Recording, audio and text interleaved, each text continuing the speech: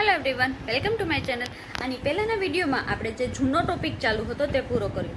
હવે નવા ટોપિકની શરૂઆત કરીએ. નવા ટોપિકનું નામ છે હિસાબોના પારિભાષિક શબ્દો, હિસાબી માહિતીના પારિભાષિક શબ્દો.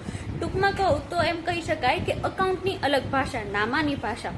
સૌથી પહેલા એ સમજી લઈએ પારિભાષિક શબ્દોનો મતલબ શું થાય. તો પારિભાષિક શબ્દો એનો અર્થ એ થાય કે નામાની ભાષામાં જે અલગ અલગ શબ્દો હોય છે તે બધા પારિભાષિક શબ્દો કહેવામાં આવે છે.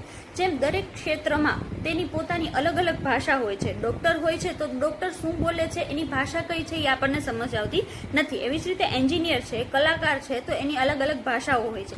ક્ષેત્ર પ્રમાણે ભાષાઓ બદલતી હોય છે. તે ક્ષેત્રમાં જે ઇન્વોલ્વ થાય છે, તે ક્ષેત્રમાં જે દાખલ થાય છે તે સૌથી પહેલા તેની ભાષા શીખે છે. એવી જ રીતે જો આપણે નામામાં શીખવું હોય, નામું શીખવું હોય તો સૌથી પહેલા તેના શબ્દોની સમજ મેળવવી પડે.